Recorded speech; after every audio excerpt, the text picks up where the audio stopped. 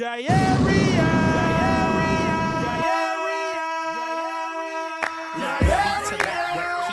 that, tell the people that Phony Water is back. Like that, tell the people that Phony Water is back.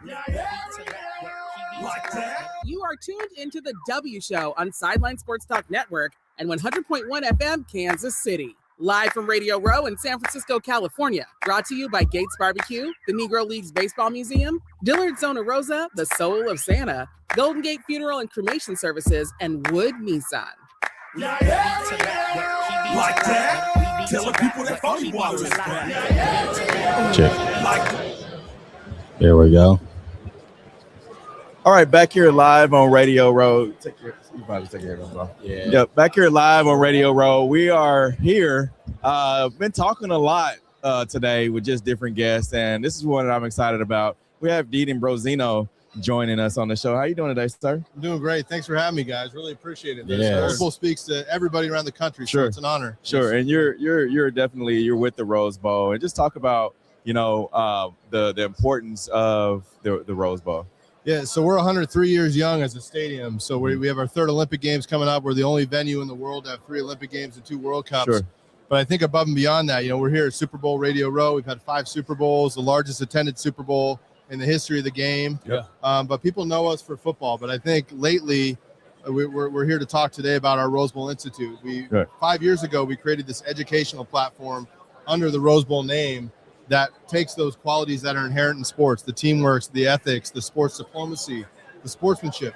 Yeah. And what can we use sports as a life lesson to talk to kids and teach them about? So over the last 5 years, we've reached over 500,000 kids in 30 different countries in almost all 50 states, just by putting athletes and Olympians in schools, welcoming them to the Rose Bowl almost as a classroom, as using the venue as a classroom. Yeah. It's been really inspiring, you guys, because I think, as we look at the divides and the division in this country today, for whatever reason, sports is one of those last universal languages that brings people together. We can all wear different colored jerseys and go to a Chiefs game, a Laker game, whatever it might be, and for 3-4 hours we might give each other some really good, healthy banter. Yeah. But then we go home and we go back to our lives, and I think sports can teach us a lot about the legacy of being a good person. Yeah. And treating each other the right way.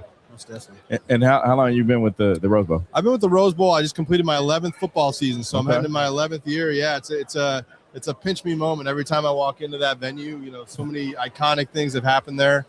Did an interview earlier where we were talking about the World Cup and Brandi Chastain and her big moment in '99, where she wasn't even supposed to kick. Yeah, right. And but it was so darn hot that day that the kicker cramped up. They tapped her to come in, and the coach said, "Hey, Brandi, I want you to kick with your other foot." You only have a minute to read the scouting report, and the rest is history. And a lot of people think that moment was bigger than Title IX. If not as more important, inspired a generation. So to be in a place like the Rose Bowl that has that many moments, I mean, even looking at today's schedule at 103 years young, we do more music than we do sporting events. And there's a whole generation of people that know us for Taylor Swift or Chappell Rowan or AC/DC versus, hey, we play football on Saturday, and it's a really good environment. Is there any difference in a big difference, I should say, in the preparation for the Rose Bowl? Because people know it as a football stadium, but then looking at the World Cup, what is that preparation like going to look? Bringing in those different teams, because I take it you're not going to be a practice facility, so it'll be a place for the games. But how does that look with the different crews? Great question. So we didn't get the World Cup bid, but we have the Olympic soccer coming in. Soccer, that's what I meant. That's what I meant. The Olympic semifinals, finals of men's and women's soccer. I think as you look at the venue, being 103, it's dirt and concrete. So what do you need to do to get ready for the world where dignitaries are coming, heads of state, people from nations around the country?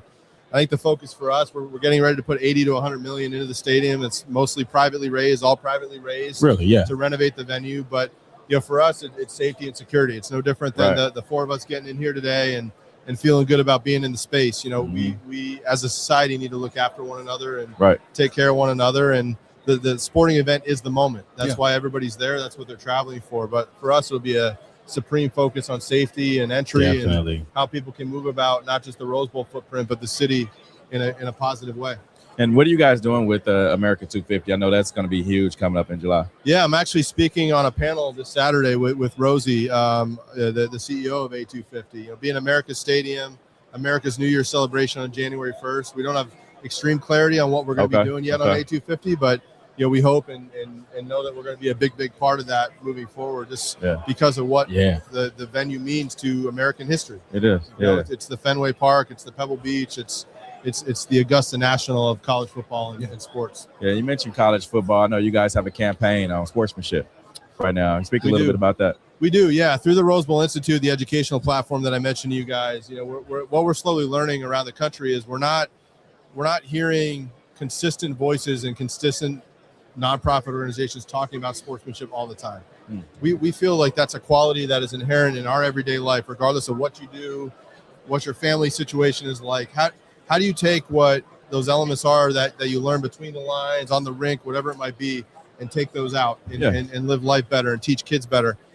For us at the Rose Bowl Institute, we want to become the home of sportsmanship. So on June 8th and 9th this summer, which is actually 2 days before the World Cup kicks off its first matches in Los Angeles, we're launching a first-of-its-kind sportsmanship summit at the Rose Bowl. Really? With keynote speakers and panels and people coming in that are talking about various elements of life that are all dotted line back to sportsmanship and what sports means. And we think it's going to be a powerful platform, not just because it's at the Rose Bowl Stadium, but because of what I just said. There isn't a voice that we're seeing around this country that is just focused on that sportsmanship element again and again and again. And we all need to be talking about it a little bit more so we can each get a little bit better every day.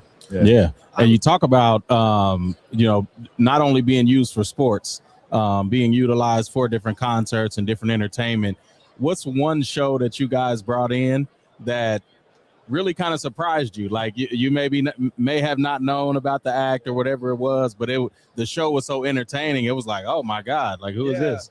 I think two quick stories. The first and only country music show we've ever had in the history of the stadium was Kenny Chesney back in 2015. The openers were Jason Aldean. I think Old Dominion were on the undercard. We had learned shortly before the concert that Kenny was a huge college football fan. He played a little bit at Eastern Tennessee State. We were close to Keith Jackson at the time, who was the voice in all of our heads, the famous broadcaster. Keith has since passed away, but we knew Kenny was a big fan. So when he's done doing his American Express black card meet and greet, pre-concert, we brought Keith around the corner, and it was like a kid seeing Santa Claus. It was amazing. And Kenny invited us onto the tour bus for those few hours before his show, and my wife tells me I talk too much. God gave us 2 ears, one mouth for a reason, right? Listen more. But to sit on that tour bus and listen to Keith Jackson and Kenny Chesney interact back and forth for 2-3 hours was amazing to me. So that showed me the Rose Bowl was transcendent, not just because of the concert he played. I think most recently, we had a music festival out in our golf course with Chappell Roan, the young artist who just won some Grammys or was Grammy nominated. 45,000 people there 2 nights in a row. And I think, I look at that. Those people have zero idea we play football. We've had Brandy Chastain, we've had 2 Olympics, nor do they care. But that was their moment, was being at that concert, making that memory with their friends and family. And I'm really excited for what's next at the Rose Bowl, not just because of the Olympics, but because of moments like that. Definitely. Where you just never know the connectivity you're going to have at a live sporting event, a live event, what that's going to mean to you moving forward down the road. Now, how can people find out more information about the Rose Bowl Legacy Foundation? The Rose Bowl Legacy Foundation is at rosebowllegacy.org, and then they can get more information on our institute. All the educational programs are free to any kids. Most of them are virtual, actually. So it's all donor funded, and they can learn more about that at rosebowlinstitute.org. We appreciate your time today on the show. Thanks for all you guys do for the industry and getting people talking about the right things. Appreciate it. Sure. That's Dean Ambrosino, president of the Rose Bowl Legacy Foundation. We'll be back here live with more guests here from Radio Row. Great. Views and opinions expressed on the W Radio Show by the host, co-host, guests, and call-in listeners are solely the opinions and responsibility of the original source who expressed them. They do not represent the opinions of the W Show, 100.1 FM, One Kansas City Radio, Sideline Sports Talk, Team Wall Street Foundations, or affiliates.